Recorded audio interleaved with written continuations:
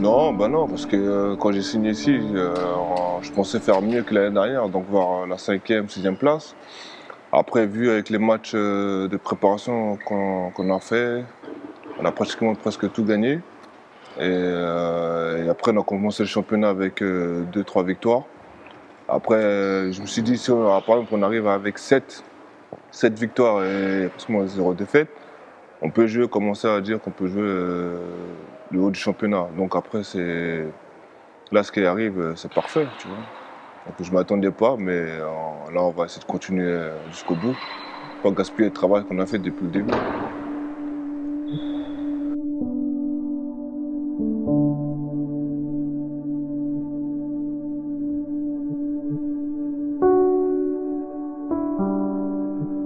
Bah, déjà, Dijon, je devais y aller.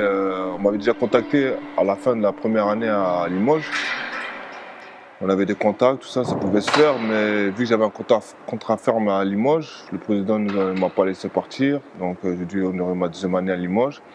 Et ensuite, à la fin de ma deuxième année, on a repris contact. Et cette fois-ci, comme j'étais libre, j'ai pu arriver à Dijon.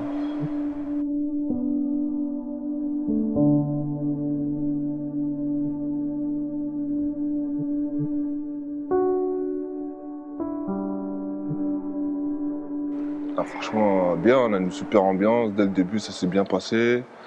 Et ensuite, ça se passe bien, on a une super ambiance entre les Ricains et les Français. Vu qu'il y avait déjà un noyau depuis l'année dernière, et plus les nouveaux, c'est super bien mélangé tout ça. La meneuse, elle a bien prise.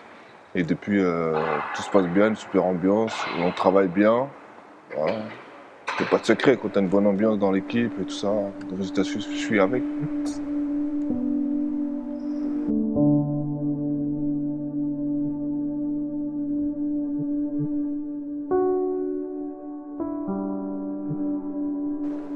Je suis arrivé dans le basket un peu dans le tard, parce que j'étais dans le foot assez longtemps, jusqu'à l'âge de 16-17 ans. Je faisais les deux à 16-17 ans et après à un moment il fallait choisir. Donc à ce moment-là, comme j'avais grandi d'un coup, je pensais qu'on continuait à grandir. En plus dans le basket ça commençait à être, c'était à la mode un peu.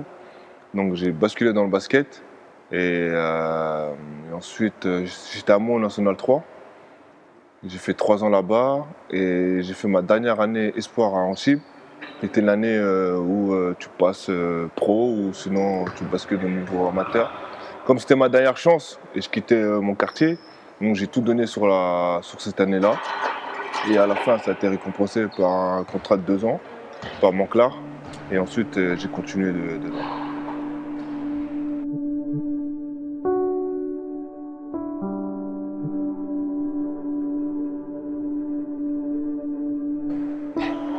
Ouais, le premier modèle, c'était Kevin Garnett. Non, le tout premier modèle, c'était Scottie Pippen, parce que c'était un joueur qui pouvait tout faire sur le terrain, et qui en attaque et en défense. Et après, ensuite, c'était plus Kevin Garnett.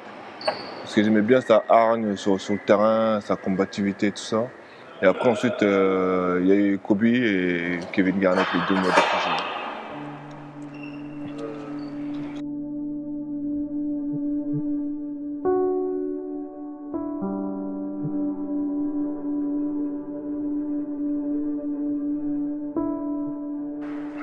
Ah, avec le Mali, j'ai donné 10 ans.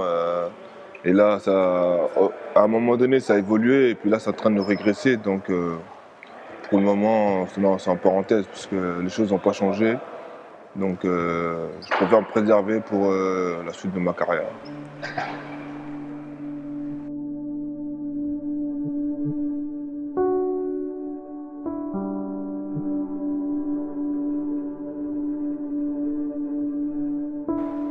Des moments clés. Bah, je dirais ma grosse blessure à Châlons-Champagne. Parce que cette année-là, j'étais bien, j'avais fait une bonne saison. Après, derrière, je me fais les croisés à un mois de la fin de saison. Après, le reste. Après, il y a une année où j'avais la possibilité d'aller en Italie, mais j'ai préféré rester en France. C'était à Boulazac. Donc, je suis resté à Boulazac. Je pouvais aller en Italie, je pense. Parce que j'avais fait une Summer League et j'avais eu des propositions. Et comme j'avais déjà signé à Boulazac, j'ai honoré mon contrat. Je dirais que c'est peut-être là mes années clés.